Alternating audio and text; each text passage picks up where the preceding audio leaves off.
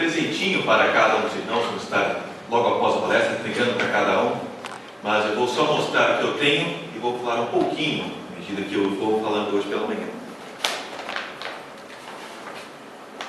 Os irmãos vão ganhar uma cópia das Sagradas Escrituras da Fiel e também um livreto, O Senhor Deu a Palavra, uma história da transmissão do texto bíblico. Um livro sucinto, curto, mas que realmente vai edificar a sua fé, para que Deus deu e preservou a sua palavra para nós hoje. Amém. O pastor Wagner pediu que nós falássemos sobre a tradução e a missão da Trinitariana, mas nós temos primeiro que falar sobre a missão e depois sobre a tradução da Trinitariana. Para tanto, vamos abrir nossas Bíblias em 2 Timóteo, uma passagem muito conhecida, 2 Timóteo capítulo 3.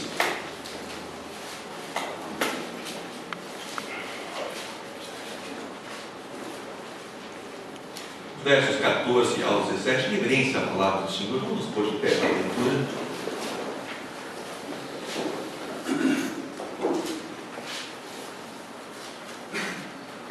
Que diz assim: 2 Timóteo 3, 14 ao 17, que diz: Tu, porém, permanece naquilo que aprendeste, desde que foste inteirado, sabendo de quem o tens aprendido, e que desde a tua meninice sabes as sagradas Escrituras, que podem fazer-te sábio para a salvação, pela fé que há em Cristo Jesus.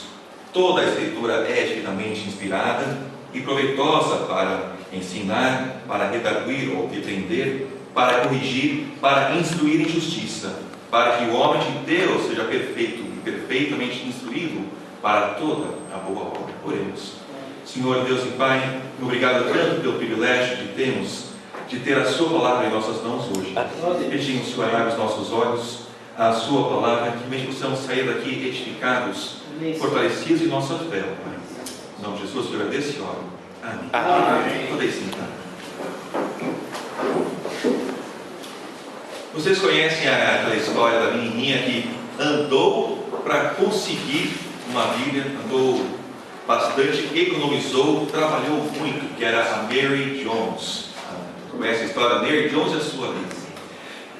Foi a história dela, lá no país de Gales, que levou à formação da Sociedade Bíblica Britânica e Estrangeira. Ela foi formada para poder entregar ou dar a Bíblia a um preço bom, a não só ao país de Gales, como foi proposto, mas a todo o mundo. Isso foi na virada do século 1800. E essa sociedade foi crescendo. Cerca de 30 anos depois da sua formação, havia um grupo de pessoas lá dentro que estavam preocupados com duas coisas que estavam acontecendo com aquela sociedade. Eles estavam dando cópias das Escrituras com os livros apócrifos. E se levantaram e falaram contra aquilo. Deveriam dar apenas a pura palavra de Deus. Então começaram a dar apenas os miolos para que outros colocassem os livros apócrifos e assim distribuíssem a palavra de Deus. A razão estava falando que as pessoas não aceitariam a Bíblia sem os livros apócrifos. Mas o grupo lá dentro se colocou de pé e falou: nós precisamos entregar a pura palavra de Deus, apenas aqueles livros que são realmente inspirados, e não aqueles que não são inspirados. Havia uma outra questão, em que nas suas reuniões anuais, eles não começavam com oração nas suas reuniões. E alguns irmãos estavam preocupados: nós precisamos pedir a bênção de Deus sobre esse trabalho. Então, naquela reunião de 1831, em maio de 1831, na sua assembleia, pediram que fosse começado com oração, levou um debate de 6 horas. Por fim, disseram que aquela sociedade não era uma sociedade religiosa e, portanto, não precisava começar as suas reuniões com oração, pois havia naquela sociedade unitarianos, pessoas que não criam na Trindade. Como é que iriam orar no nome de Jesus? Portanto, em dezembro daquele ano foi formada a Sociedade bíblica trinitariana lá em Londres, porque criam na Trindade. Começaram sim com oração e cantaram coroais, ou seja, 2.000 pessoas se reuniram. Amém. E o objetivo que foi proposto naquela data é o seguinte: o objetivo desta sociedade é promover a glória de Deus e a salvação dos homens, mediante a propagação, tanto no solo pátrio como no estrangeiro, com a ajuda divina das sagradas escrituras, que são inspiradas por Deus e podem fazer os homens sábios para a salvação pela fé que há em Cristo Jesus. Amém. Que é o nosso versículo 2 Timóteo 3,15. Esse foi o objetivo estabelecido: a salvação dos homens, a glória de Deus e a salvação dos homens. Eu amo esse objetivo. Nós precisamos buscar a glória de Deus em tudo que nós fazemos. Isso dá propósito. Portanto, quer comais, quer bebais, quer façais outra qualquer coisa, fazem tudo para a glória de Deus. Isso dá propósito até um cafezinho que é tirado, dá propósito a tudo que nós fazemos.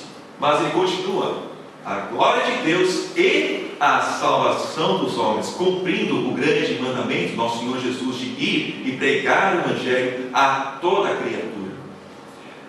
Formação da Sociedade Bíblica se teve em 7 de dezembro de 1831, e a primeira Bíblia, a primeira edição de uma língua estrangeira que a Trinitariana editou, foi justamente o português. Naquela época já se via, nós dizemos no nosso videozinho, a necessidade de uma correção ortográfica. Publicaram o Novo Testamento em 1841 e publicaram até 1948, que foi o ano em que começou a Sociedade Bíblica do Brasil, aqui no Rio de Janeiro. Mas, à medida que os anos foram passando, em 1881, 50 anos depois, foi lançado um Novo Testamento Crítico, publicado por 2 homens, o Westcott e o Hort, 2 ingleses. O Tischendorf, um pesquisador, encontrou 2 manuscritos, a sua aparência física boa, uma lá no Mosteiro Santa Catarina. Primeiro encontrou algumas folhas do cesto de lixo, depois encontrou o manuscrito inteiro, e encontrou também no Vaticano um manuscrito. E baseado principalmente nesses 2, eles formaram um Novo Testamento Crítico. E esse Novo Testamento foi impresso em grego em 1881, e ele se difere do texto recebido, textos receptos, que é aquele texto em grego impresso, que foi formado, aquele texto que foi escrito, copiado, há cerca de 5.000 manuscritos, olhando os séculos, que foi copiado, lido, transmitido pela igreja. E foi aquele texto compilado que foi feito a impressão do texto receptos, e foi esse texto que os reformadores usaram nas suas traduções. Martinho Lutero, Diodache em italiano, a versão King James no inglês. Aquela linha da reforma seguiu realmente aquele texto que foi usado pela igreja. Então, nós vemos um novo texto saindo, e ele se difere só da nossa Bíblia, no Novo Testamento, mais de 5.000 lugares, equivalente a 1 e 2 Pedro. E aquilo gerou uma explosão de novas traduções. É interessante notar também a forma com que os reformadores traduziram. Porque, olhando a nossa passagem, em 2 Timóteo 3,16, diz assim: toda a Escritura é divinamente inspirada e proveitosa para ensinar, para redarguir ou repreender, para corrigir, para instruir na justiça. Nessa passagem, diz que toda a Escritura, no grego, todo o grafe, tudo que foi escrito é divinamente inspirado. Isso é inspiração verbal, inspiração plenária.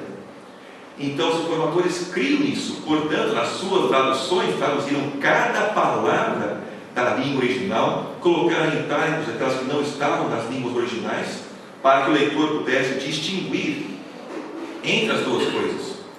E realmente é essa linha que a Trinitariana adotou e tem seguido desde a sua fundação, desde 1831, todas as suas Bíblias. Nós temos hoje 19 idiomas e há 29 projetos em andamento de tradução, de revisão, além do português, todas elas seguindo esta linha, a linha da reforma, os textos da reforma e o método de tradução da reforma. Mas aquela data, 1831, realmente mudou o meio evangélico. Começaram a fazer traduções daquele Novo Testamento crítico, e a forma de traduzir também mudou. Alguns começaram a dizer que o importante não eram as palavras, mas a mensagem. Então surgiu a tradução dinâmica, que é traduzindo a mentalidade da mente de Deus para a mente do homem. Então, o importante não são as palavras. Então, por isso você pega uma tradução dinâmica, ela não tem palavras em itálicas, então você não consegue distinguir aquilo que o tradutor colocou e aquilo que realmente está no original. Tem ainda as parábolas, e aí o tradutor colocando em suas palavras aquilo que se entende do original. Mas nós não vemos que este seja o papel do tradutor. Ao tradutor cabe traduzir fielmente aquilo que foi dito. Amém. Se nós olharmos em Neemias 8:8, nós vemos que cabe ao pastor, cabe ao professor dar sim o sentido daquilo que se lê. É interessante que Neemias leu em hebraico ao seu povo, e mesmo no hebraico ele teve de dar o sentido para o seu povo que falava hebraico. Então cabe aos irmãos, não a nós, cabe aos irmãos dar o sentido ao seu povo. Por isso uma tradução fiel, traduzir cada palavra, porque cremos na inspiração verbal, inspiração plenária. Cada palavra é inspirada por igual. Podemos traduzir, colocar em itálico que não está lá no original, para saber distinguir, para que os irmãos possam dar então sentido ao seu povo de uma tradução fiel. Almeida fez um excelente trabalho, realmente seguindo estas linhas. Ele traduziu das línguas originais, terminou sua tradução em 1691, mais ou menos, 1653, uma segunda edição. Depois saiu o Antigo Testamento, seguindo esta linha da reforma. No português, nós vemos que depois daquele Novo Testamento crítico, começaram a influenciar até as obras de Almeida. Então a Trinitariana busca seguir aqueles mesmos textos que Almeida usou. Então, buscamos retirar a influência daquele Novo Testamento crítico que foi introduzido no trabalho de Almeida. Por quê? Porque esse não é o texto que foi usado pela igreja. Deus entregou a sua palavra ao seu povo, à igreja. Não confiou ele, cremos, a Roma, para que Roma guardasse durante 1800 anos, mas com o seu povo. Então vemos que aquele texto que foi lido, que foi copiado, que foi transmitido, é o texto que Deus quer para nós hoje. A coisa triste que tem acontecido com essa explosão de novas traduções, eu vi pessoalmente na carne, quando eu estava indo de avião de São Paulo para Miami. Eu estava com essa estrelinha, sentei ao lado de um muçulmano. Imagina, isso começou uma conversa que durou quase 9 horas. Daqui até lá, só paramos para dormir, mas quando estávamos acordados, estávamos conversando. E naquela época, naquela data, isso foi 97. Ele contou para mim como que eles angariavam seus terroristas, que é na mesquita, que eles pedem por voluntários, porque às vezes têm condições psicológicas, e só na hora é que eles realmente dão missão à pessoa, mas dava 3 meses explicando como isso acontecia. Em 97, antes da explosão lá das Torres Gêmeas. Mas ao conversarmos aquela noite, uma coisa que ele falou me deixou muito triste. Ele falou: vocês cristãos, vocês têm tantas Bíblias, vocês nem sabem o que é a Bíblia, mas o nosso Corão não mudou. Eu fiquei muito triste quando ouvi aquilo. Foi isso que me pôs a estudar depois a questão dos manuscritos, e realmente vi que aquele Novo Testamento crítico surgiu as novas traduções, e realmente na mente de alguns, como aquele jovem, causou confusão. Mas se nós olharmos a história, da transmissão do texto, nós vamos ver que há um texto que foi transmitido pela história da igreja, que foi copiado, que foi impresso, que foi traduzido, porque nestes dias em que nós vivemos, hoje eu sou pai, eu tenho meu filhinho, e ainda como diz lá o profeta, ainda não sabe distinguir, Deus falou ao profeta Jonas, ainda não sabe distinguir a sua mão direita da sua mão esquerda, mas ele aprendendo a distinguir as suas mãos, aprendendo a distinguir o bem do mal, eu quero poder falar com meu filho, assim diz o Senhor. Eu quero que ele saiba que Deus deu e preservou a sua palavra para nós hoje. Amém. Não precisamos ter dúvidas. Isso nos dá a posição de fé. Nossa posição de fé? Sem dúvida. Sem fé é impossível agradar a Deus. Importa aquele que se aproxima de Deus, crê que Ele existe e que é galardoador daqueles que o buscam. Por que Deus nos deu a sua palavra? Para que nós pudéssemos conhecê-lo, para a salvação pela fé que há em Jesus. Toda a Escritura é inspirada e proveitosa. Então nós temos o que nós precisamos hoje. Para o quê? No verso 17: para que o homem de Deus seja perfeito, completo e perfeitamente instruído para toda a boa obra. Tudo o que nós precisamos está aqui.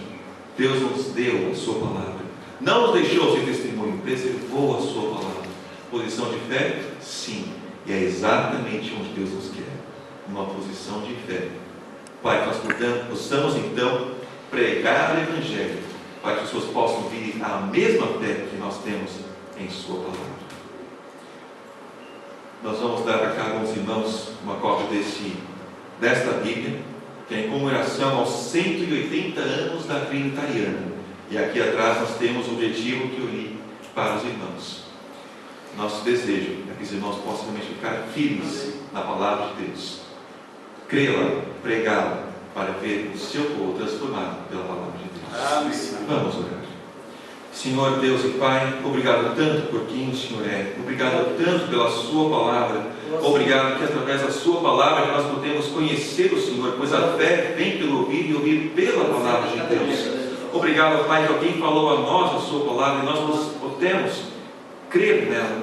Ó Pai, peço por cada pastor que está aqui apresentado, que eles possam sair daqui fortalecidos na sua fé e realmente sair pregando a sua palavra, para que muitos possam vir a converter-se ao Senhor, firmar a sua fé na sua palavra, para que não sejamos firmados em crendices, mas na fé da sua palavra.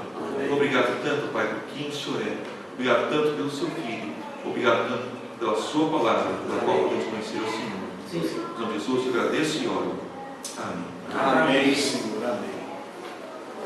Eu vou seguir para cada um dos irmãos agora o seu presente, e depois eu passo a palavra para o pastor Wagner.